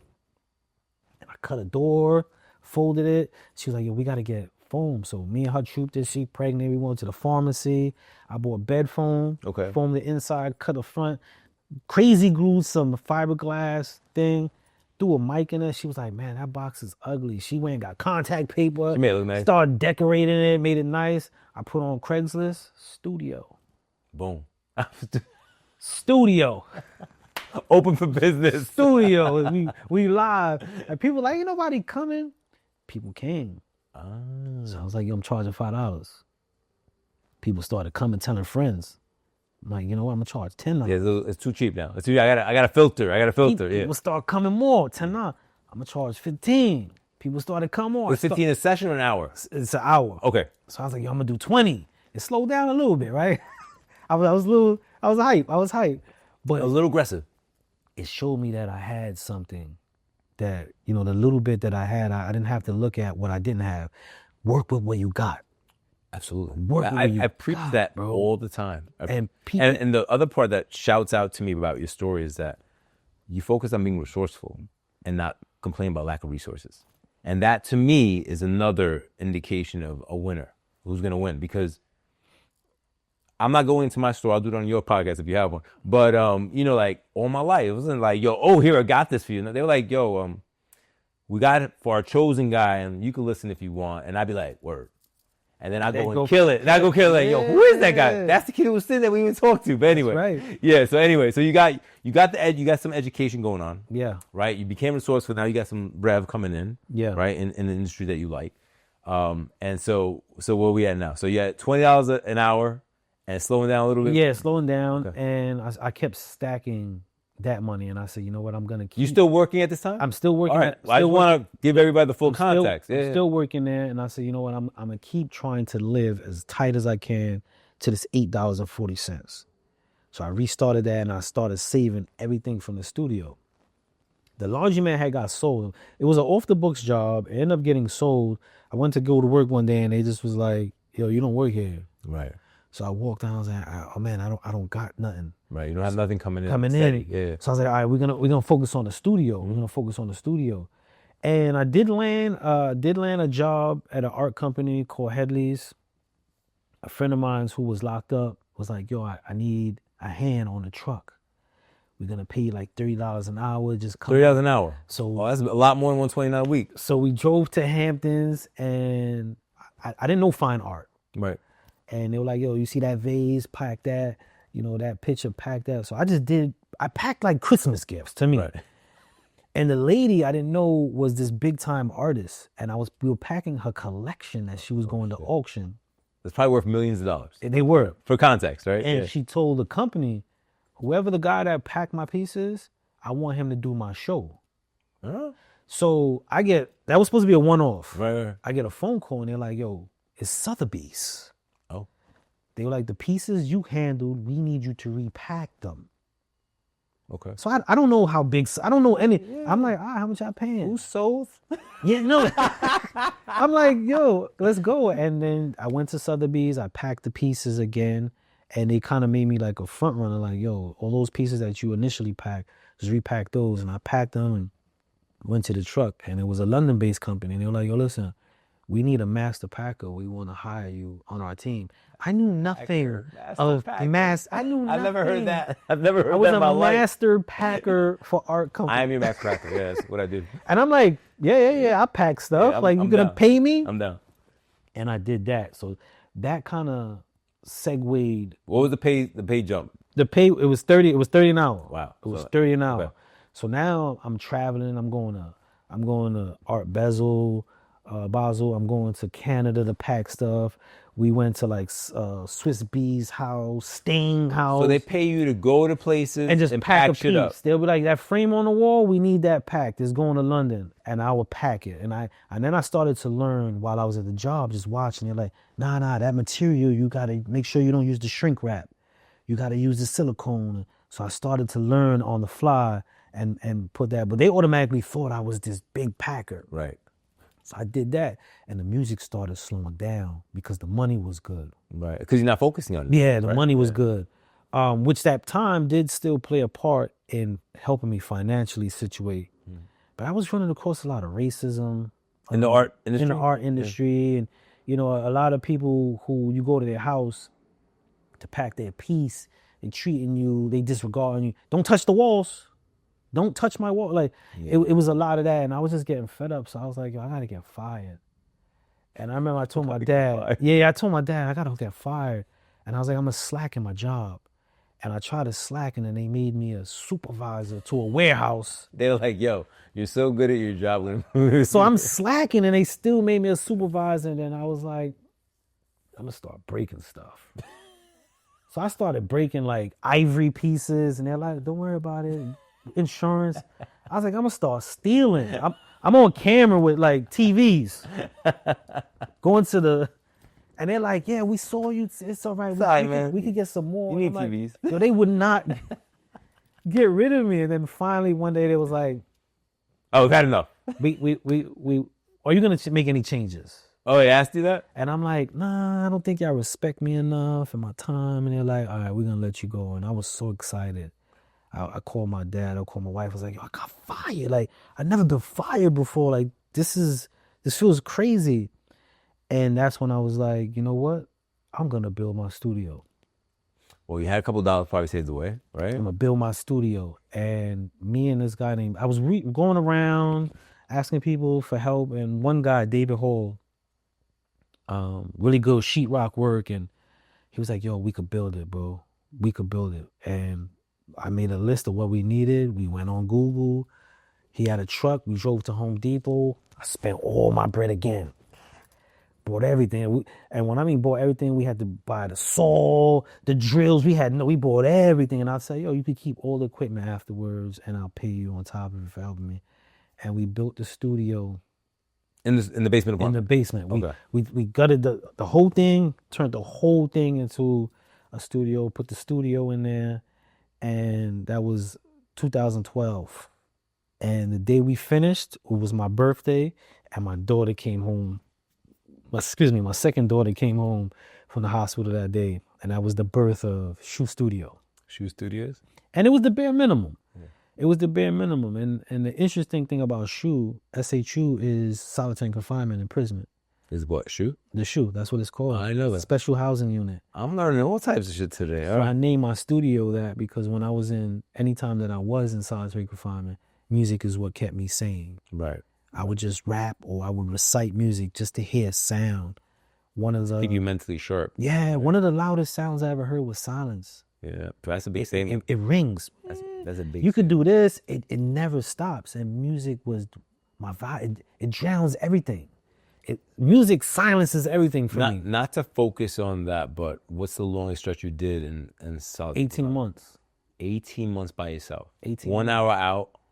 Oh, right? Well. Did you get the hour? The misconception of that is you're inside your cell, inside solitary confinement, especially in S block. Inside your cell, there's another cell. That's your rec. What's rec? I don't know what that is. So that's supposed to be your recreation 1 hour out. The other cell? So it's in your cell. So in your cell, there's a door. Right. You open that door and then you're locked into a gate. The only thing is the top is open. There's some sun. Yeah. If you get it. So you're in a cell. In your cell, that's your rec. And it's either that or shower. You can't do both. Wow. So you get out, the whole block gets an hour time to either shower or you go to rec. So you go into the cell, lock in, and going out. So I named my studio that because that was a real instrumental time between sanity. I think it really built character for me because you reach the brink of insanity when you don't talk to another human being. Really? Like how long would you say? Like when did you start feeling it? You go through these phases. It's like 4 phases. You go through the pity down, and then you get through the angry, frustrated. So now you yelling. You want a physical conversation. You want to fight. You want to hurt. So you provoking. Fuck you, CO. And you wilding. And then there's this stage I call it the Malcolm X stage where you really start to internalize who you are. You're reading everything. You're like trying to do the knowledge to everything. And that part is dangerous because if you don't balance the insight of yourself and the environment, you get lost in insight. And Malcolm said this quote that I never understood. That's a bar right there. You get lost in insight. You get lost in it. Yeah. And Malcolm has this quote. He says, when I was blind, I searched for the light. And when I found the light, it blinded me. Mm. And that moment, it could do that. You could get really lost. And you might see inklings of it. Like, I'm going to take it back a little bit. Living Color used to have the joke with the guy who came home and he's using all these big words. And I remember you see, and that's a little imagery of some people getting lost in the insight, not knowing how to deliver the information they obtain. Just want to release it. Yo, Spud, let me cut you off real quick. No, seriously. I say this all the time. I've said it on multiple interviews. It's just, right, I found this especially prevalent now. There's so much information without understanding. It reminds me of that guy. Yeah. Like, I hear guys, I'm like, all right, what does it mean? Yeah. Right? And they'll be like, yo, straight up, I've had this conversation with people. I'm like, what does that mean to you? He goes, young kids. I don't know. I was like, why do you use that word? Well, I've heard it. You have to know what it means. Yep. Right? And I was like, you have to know what it means. I tell them, context is everything. Straight up. To say things, to sound cool, but you don't know what they mean. It doesn't mean anything. I was like, words don't mean anything unless you know what they really mean. That's my bar today. Yeah, words don't mean anything unless you know what they mean. But yeah, these are conversations I've had. So when you said that, I forgot I've had that, like, bring it back now, but taking it back. Like, if you're really aware, the messages are always there. Yeah. That's another part. Like, there you go. I might be going around. There you go. But yeah, because it's so impactful, man. It's so impactful, especially when you have a certain level of, I don't say enlightenment. The word I use is consciousness, right? Like, you educate yourself, you consciously make decisions as you get more adult, like you consciously, you touched on it before, where you're conscious about the way you interact when you have a disagreement, right? You have to be able to verbally just have an exchange, right? It's not, let's go. It's not, it's not on site. Is it? But that's the hood. That's what we've been taught. Yeah, that's what we've been taught. It's because, well, we going back. We're not going back into your path. I'm going back into life where, because from what, I mean, I can't speak for you. I speak for me, where I came from a lot of poverty. So everybody was stressed, and any little thing was a big thing. Big thing. Because they could barely survive tomorrow, right? Going back to, so like, I've heard this statement before, and I'll say it to you. I was like, thinking is a rich man's problem, right? What they say is, when you don't got nothing, you can't even think, bro. Like, you can't get no clarity. You running because you got to get to the next thing. Yep. And like, God forbid, if you don't get there, what's gonna happen? We don't know. Once you get a little bit of dollar, you're like, okay, let me think this out. Yep. What's the best thing? Going back to, all right, I'll give you the example in our story right here. When you got that check for $30,000, yeah, if you had a situation and maybe the right guidance, you could negotiate something bigger. That's cool. Yeah. That's cool. But for that moment, it was the deal you needed. Yes. Right? Right? Because I didn't have 30. You needed oxygen. No, like, it's like saying, yo, I can't breathe. All right, well, we got to breathe, right? Yep. Like, oh, we can negotiate better air. Bro, we're not getting there. We're not going to get there. No, but I say it to let people understand, because, like, sometimes they'll come up, yo, oh, you did this, you got like that. I'm like, yo, bro, I'm just like you. I say that all the time when I speak. I'm just like you. Like, I could talk to you about not having shit. I could talk to you about having shit. I could talk to you about gap insurance. I could talk to you about insuring art. I could talk, because this is the shit I'm living. And it doesn't make me, I'm very transparent with my journey, right? Like, this is who I want to be, right? It's not because I want people to be like, oh, yo, this is who I want to be, right? And I want to be somebody my kids are proud of. I want to be somebody my parents are proud of. I want to be upstanding husband. Like, that's who I want to be. And it takes effort, and it takes intent, and it takes thinking, right? Like, we give into our urges sometimes, and it could go left. Like, you got to be on some, all right. You really do. Like, this guy's bugging out. Like, my wife says this to me. We have this writing on the wall. It's a strong mind that wins, right? So sometimes, to me, that's like not responding to a text right there. Like, sometimes clients, they bug out. I'm like, all right. Yeah, I'm gonna talk to you tomorrow. Like, and I'm not even saying that. And I'm just because you have to kind of navigate the construct, right? The construct is basically engagement, right? Engaging with people. You gotta, and sometimes saying nothing is power, right? Right? Sometimes say, yo, I'm gonna think about this. Yep. Right. In prison, there's a saying that we used to live by. It's like, yo, I gotta think for the other person. I gotta think for them, because they're not thinking.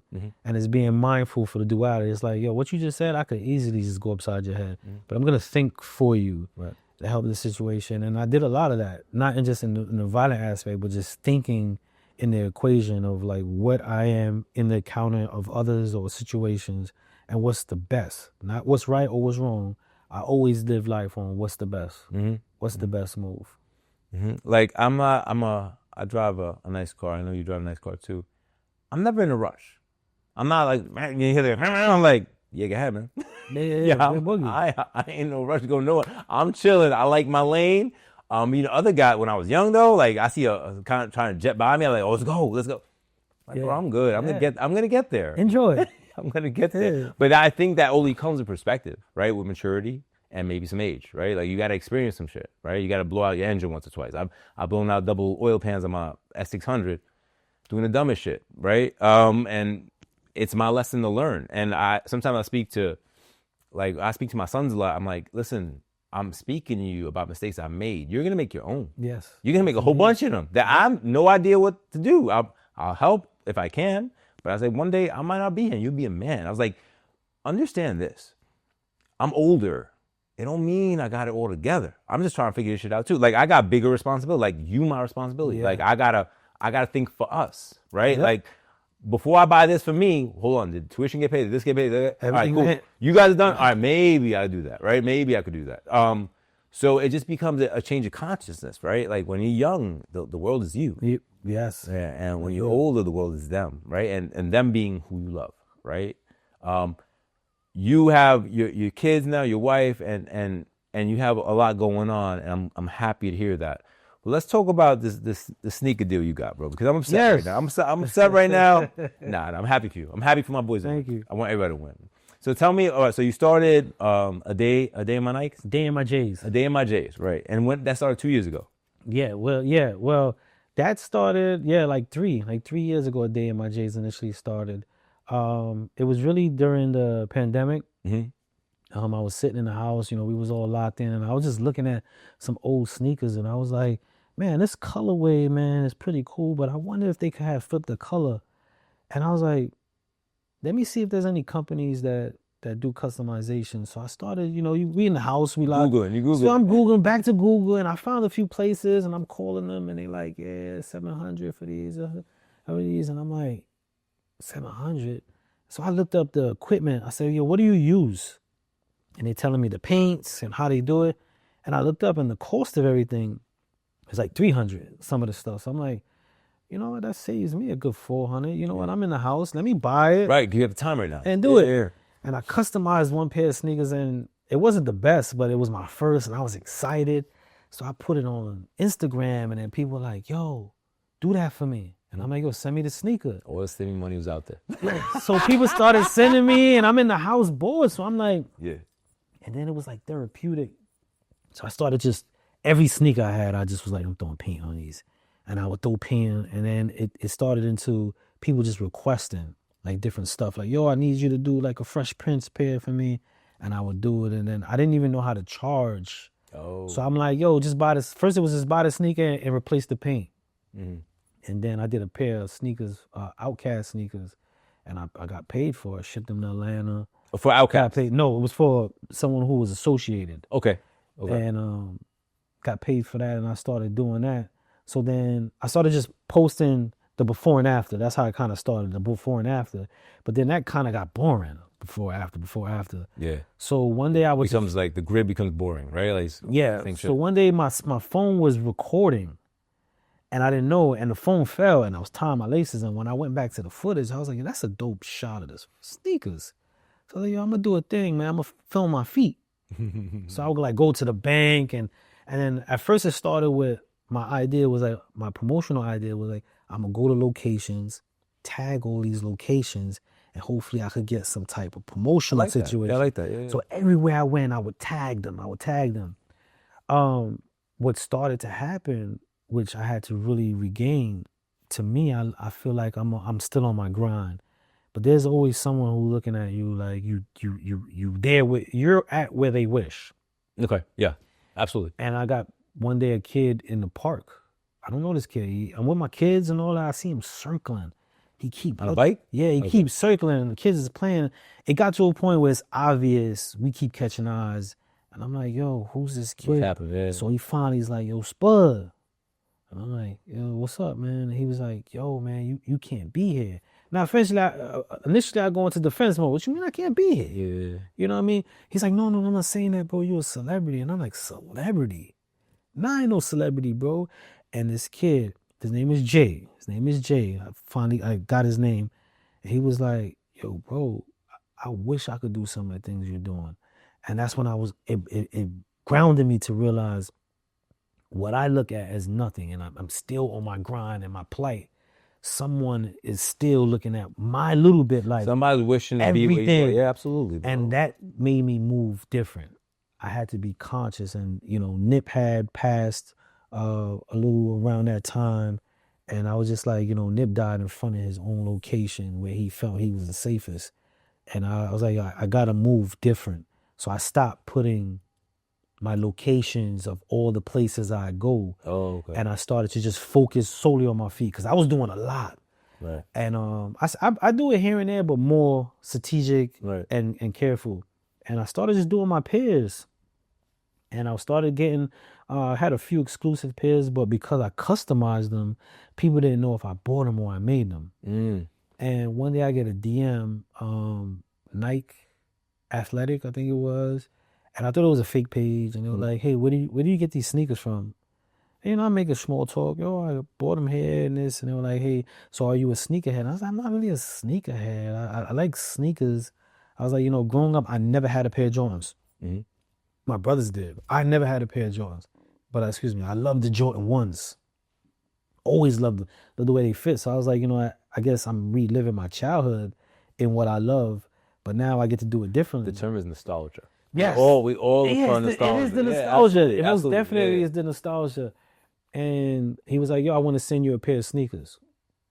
And then first pair of sneakers he sent me was the Travis Scott Nikes with the check backwards. Oh, wow. And initially That's a heavy sneaker. I was like, yo, these is different. Cause you know they were. I didn't know. So I saw the Nike backwards and I'm like, is these real? Are these faulty? Yeah, like what's wrong with these? And they weren't out or anything. So I was a little iffy. And I remember I wore them out one day. And I guess like a sneakerhead, he stopped me. He was like, yo, why are you wearing those? And I'm like, they sneakers. He was like, nah, put those up, bro. He was like, yo, right now, I give you 900 for those right now. And I'm like, man, here, take you don't give me 900. And he gave me 850. I went and got some slippers and I jumped in the car and I reached out to the guy again. And I was like, yo, I got robbed. Could you give me another pair? He was like, yo, we'll send them over shortly. And he shot me another pair. And that's when I was like, oh, this is cool. So again, I was just happy to get sneakers. Yeah. And that's when I realized, yo, they getting promotion. They getting a whole lot. So I reached back and I was like, we got to work something out. I really appreciate the opportunity of you sending me sneakers, and I'm doing it there in my J's and I'm tagging what cut they are and all this. But I really would like to situate something different. And they're like, what you have in mind? I was like, well, you know, I run my nonprofit. We're always trying to give back to the communities. I would like, if possible, you know, you could donate sneakers to the school, especially. Initially, I said around, you know, the end of the year and the beginning of the year for school and for after. And they were like, all right, you know, we like this. We like this concept. I said, you know, you could even write it off. You know, I'm always trying to make the pot better. So, Make it win-win. Yeah, you could even write it off. And they were with it. And they were like, hey, you know, do you mind continuing your J and your D and your J's? And we do it that way. And I'm like, yeah, I don't got a problem doing that. As long as y'all keep sending me some joints, we cool. And it kept growing from there. So this happened 2021? This was two, like 2022. 2022 is when that really happened. Well, I got this, the first Travis Scott was like 2020, end of 2021. I got a pair of Travis Scott's, the fragments, I think 4 months ago. It was a gift from a client. Nice. I wouldn't take, because he was in a jam. I was like, I want the money because I knew how to help him without charging him. He's like, well, I got to do something for you. I was like, well, if you really want to do something, give me these sneakers right here. And he got them. So that's how I got them, because I wouldn't buy them myself. And I went through paint on those. Yeah. I paint everything, but it's fun, man. It's fun. And you know, they started to send clips.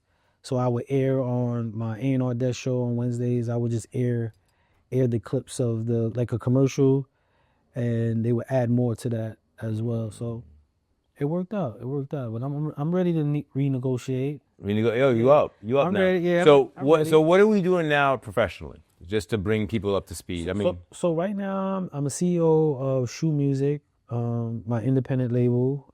Also have Shoe Disruption, which is my own distribution, and I'm also the president of New Over Entertainment, which is a record label in LA. in LA. Yeah, in LA. Okay. How'd you connect with those people in LA? My travels of doing A&R work. I started doing A&R work with Def Jam and Mass Appeal. They'll send stuff like, hey, we're looking for this type of artist. I'll hit the ground. Since I had the studio, all different types of artists was You're like a coming. farm system almost, right? So I was doing a lot of work with Mass Appeal. We were running the studio with Mass Jungle. Appeal, what, Gangstar? Yeah, no, Mass Appeal, Nas's record label. Oh, Nas has the. I didn't know that. Yeah, it's called Mass Appeal. It's a production company too. So like they were part of the Wu-Tang series. Okay. Mass Appeal was Okay. hands in that. I started working in a studio with me and Sincere and Jungle, Nas's brother. So we were in the studio with like Dave East, A Boogie, Okay. and stuff like that. So I started doing that for So established guys. Is that yeah, established. Yeah. And trying to merge independent with that. So as the years went, I met a lot of executives who saw me in my travel. On the come up, right? Yeah, so there's an executive named Peter Thea who was working with Kyle out in LA, and my name came up. He was like, yo, that kid, Spud, was traveling through this industry for some time. He did a lot of work. And they reached out and were like, hey, you want to be an A&R? And I was like, yeah, let's try this out. And then in my first month of being an A&R, I linked with Ray Love, who had hands in Tupac's catalog. Wow. And I was negotiating the deal to get the rest of Tupac's catalog sold. And that's when they offered me, like, yo, we want you to be president, which I turned down at first. I really enjoyed my freedom. I never wanted anyone to be able to tell me what to do. And that's what I expressed to them. I was like, yo, I move a certain way. I'm on goal. I have my own thing. If y'all could respect that, we could do that. And the shout to New Over, They're like, cool? They super cool. I'm gonna be honest with you. I couldn't put up with the way I move. Really? Yeah, because. But do you get to see? So there's this part, right? Do you get the job done? Yes. And that's it. I get the That's job. it. Yes. Like, so I'm gonna give you an example. Guys, like in my industry, everybody, yo, I want to do what you do. I'm like, okay. I was like, all right, when you first start, this is what you should do. This is the blueprint. This is what I did. I was like, you could do something different, but if you really want to know how it works, this is how it works. Get to the office at 8:30, 9 o'clock. And I broke it down. Like, you do marketing, you do this, you do that, learn underwriting. I broke it down. I'm not going to go into the specifics. And you're probably done by 8 o'clock at night. I was like, do that for 5 years. Like, 5 years. I was like, yeah. What's the salary? There's no salary. It's commission, right? So what you close, you keep. Nah, that's a lot. I was like, yo, listen, that's part one. Yep. So now when I come in and I could decipher, I go through a package in 15 minutes and tell you how we're doing this. That's the 10 years of me coming in at 9 o'clock in the morning, not learning, and I continue to learn. I was like, but going back to what I said, but that's why if I have to generate whatever, $200,000-$300,000 in a month, if everything lines up the way it lines up, yeah, I could do it. You could do it. Right? Because I know what to do. Going back to you, like, I'm not there every day, but I know what I have to get done to close the deal. So going back to the Tupac catalog, did we close that deal? No, it didn't get closed. There was a lot of litigation that Universal owns a large percentage of it. Universal wants to buy. It ended up being each party wanted to buy the rest of the percentage. Right, they want to own it. Right. Yeah, so that kind of was dragging along, and I just kind of like, you know what, I stepped away, but they were really impressed that I was able to spark that conversation. And that kind of fell in my lap because Ray Love actually came to my studio in Brooklyn when I didn't know who he was. I didn't know who he was, and then there was a little. How did he happen to be there? Another record label called Empire. They set up a meeting. They called me and my partner at the time, Sincere, like, yo, we need a space for the studio. They knew we did a lot of work with Republic Records, who has, The Weeknd, Taylor Swift, Drake. We worked with them heavy. So they were trying to get a meeting there, and I was like, we can't get the meeting on the fly, just on a phone call like that. So they held the meeting in my studio, and the Ray Love came with an artist and his nephew all the way from Cali. So in the meeting, it was a little awkward. And they kept asking me, so how this is going to work? And I'm like, well, I'm just hosting. Yeah. I didn't know Empire told them that we were going to try to get them a deal. Oh. Yeah, so there was a little miscommunication. So how was that supposed to happen if you know you negotiated? I didn't know. Yeah. So after the meeting, I'm spinning the block looking for parking, and I see them on my corner. And I'm like, something ain't right. So I end up hitting them, and they kind of they thought that I was in on some type of play to hustle them to get to New York. So I was like, yo, put whoever you need to put on the phone. Like, we could put whoever on the phone, and I'll address that. Like, I had no I had no idea I was supposed to do something. Anything. Yeah. And it got to that point where it got cleared, and they were like, wow, that was stand up of you to do that. I was like, yo, because I'm standing by the truthfulness of my actions. And then that's when I got to understand what they had involved and what they were trying to do. And then when they left and I got to New Oval, they were trying to buy a catalog. So they I'm not sure because it was really under the wraps, but I think they had some hands in a little bit of the Whitney situation. There was a little that they were doing. I wasn't involved with them at the time, but they were talking about catalogs. And I was like, yo, I know somebody who got Tupac's catalog. And they was like, man, that conversation ain't gonna happen because they've been under the wraps. I said, all right, I reached out to Ray Love and I was like, yo, what's up? Y'all wanna do that? And they was like, yeah, set it up. I set the meeting up and they were like, yo, how you? And I was like, I called him. Yeah. I called him, but he really respected how I handled initial situation, which made it comfortable because it was like, yo, we wouldn't have done anything. Yeah, because they feel like they've been slighted, right? So that right there, they were like, yo, let's have that conversation. So doing the right thing is always the right thing. How do you communicate that to up and comers that are trying to get into the game? And sometimes I feel that they want to skip a lot of steps to get to the end, right? They don't want to watch the whole movie. They don't. So how do I deal with it in my industry a certain way? I spoke about it in my last podcast. How do you deal with it in your industry? It's really hard, man, especially with the power of social media. You know, a lot of artists get lost in their own marketing. They start believing their hype. They start believing their own hype, man, and so it's really hard to compete with that. But what I try to always share with artists, even I run a program now called Mogul, Music Opportunities Growing Understandable Leadership, where I try to show them the insights of, like you said, that first 5 years of putting in the work that you don't see, and then when it popped, that 1 year pop, you look like, oh, it just happened. Your overnight success. Yeah. And I try to always show them that, and I see that was kind of hard, so I merged social media, and I created a show called the A&R Desk, where I invite artists on, and we make it interactive. Okay. So you go like on live? Yeah, I go on live, and I'll be like, yo, email the executive you want, send your music, send your business question. If you got a pitch, let's go live, and we'll do the pitch live. And as they're doing the pitch, I'm making my points, and then afterwards, I'll be like, yo, you missed this. You didn't even incorporate the potential growth for me. All I heard is what you want. The coaching. So that way they could see it. They still get their promo at the same time. They still get the exposure, but we get to build. And I just started doing that to try to make it, I call it entertainment education. Edutainment, right? No, I took that from somebody else. I took that from I like that. PBD, Patrick B. David. He's a little funky. He's an acquired taste. What are your thoughts on Damon Dash right now? I know it's like totally left, but no, it's relevant because it's our generation on the come up, right? Damon Dash is a passionate person who misplaced his. He didn't know how to deliver the passion in certain spaces. You ever heard Dave Chappelle, you know, when keeping it real goes wrong? Yeah. And I think he did a lot in the sense of keeping it real, but not in the spaces. And also not for the right people who, at the end of the day, his burning out the bridges and a little bit of his arrogance got into play, you know, when you climbing up, you know. Same people you see going down. But the thing with him, I don't know him personally. I've done some business for some of those guys, and I've seen distribution stuff, and I'm like, I understand. This is my take, and, you know, whatever. It's one person's take.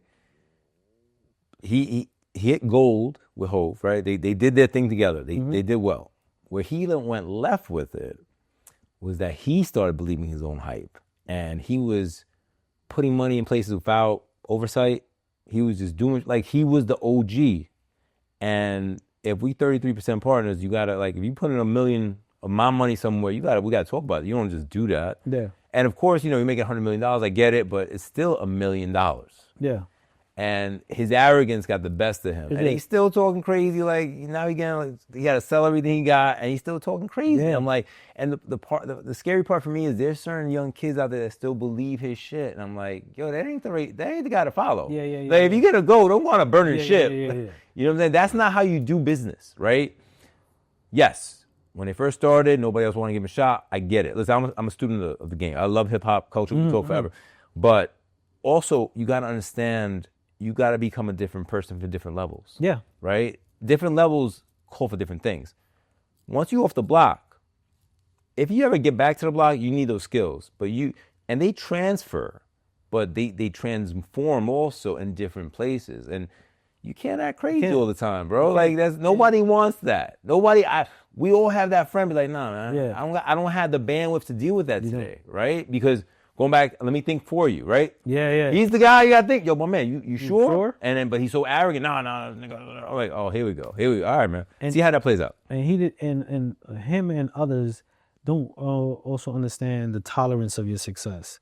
If you generating $20 million for me, I'm gonna tolerate possibly you storming into my office. I'm gonna tolerate that. You generating 20 Because million. you're a moneymaker right But now. the moment that 20 turns to 15 or 15 turns to 12, after a while, I'm looking at my investment. My tolerance looks... You know what I'm saying? And while he was generating Hold on, that that's money, point of diminishing returns, guys. Just FYI. There's a point of diminishing... But it ain't... They say when the shit gets bigger than the cat, get rid of the cat. Jimmy Louise said that. I stuck with it. Like, word, that makes sense. But there's a point of diminishing return. What you're saying is like, yo, man, if you up, all right, I'm going to handle you. All right, man, whatever. Yeah. I'm still getting that bread, but as that bread starts, it no longer justifies the relationship, right? The tolerance, the ability to, yo, my man, come on, I don't got time for this, right? And eventually, you wear yourself out, right? You wear yourself out. And the good that his intentions or some of the good things that he did, it got overshadowed by the arrogance and aggression. It got overshadowed. Yeah, I couldn't even tell you. I don't know much about what he did. I mean, obviously, he started Rockefeller. He helped Cam and them. They got their own labels. I mean, at a certain point, it was crazy. Everybody's getting clothed. Like, multi-million-dollar things were happening for, like, regular. Yeah. And all they had to do was keep winning. Yeah. That's all they had to do. And how many times you see their interviews, your whole hotels come, we went to the party. Well, hold on. The biggest homie, the guy who don't need nobody, tells you, come to the studio, let's do this, but you're too busy partying. The game's over, bro. Like, right? That statement right there is just... Yeah. Because I know you're not comparing yourself to, like, oh, I make as much music. Yo, bro, if you're not as talented, you have to work twice as hard. You gotta work as hard. Yeah. Twice, 3 times as hard to make up for it. And the one thing you can't ever take for granted is your work ethic. Like, yo, you know what you put in, you get out. Now, if my man is talented and outworks you, you ain't beating him, bro. Yep. Not at all. It ain't happening. It's like me saying, I play basketball. I'm going to play LeBron. I ain't going to win, man. I'm going to try, man. It ain't gonna happen. I can have all the hard work in my life, man. It ain't going to happen. You know what I'm saying? All right, I think we're good with this episode. We'll probably do more. But Spud, where can people hit you when they need you? If they want to talk about music, they want to talk about distribution, they want to talk business, right? Or artist development. So those are all the things? All the things. Look into the camera. Everything is SpudBrooklyn. That's SPUD Brooklyn. That's SpudBrooklyn.com. Spud at SpudBrooklyn. SpudBrooklyn is the email, the Gmail, the website. I keep everything parallel. If you want to reach out to me, you can reach out on any of those platforms, whether it's social media or my email. I'm really good at reaching back. Sometimes it might take some time, but feel free for business consulting as well. We do that. As for the music, anything media, I'm all for it. So SpudBrooklyn, just push it. Go to Google, my favorite. Put in SpudBrooklyn. My favorite man. And everything will pop up right there. And me, Ask Lou Somewhere, everything. You just ask me the question, you know how to get me. I mean, I'm everywhere. Everything, Ask Lou Somewhere, same thing. I branded Ask Lou Somewhere. That's the platform. Come get me. Spud, thank you. Thank you. My man. Thank you.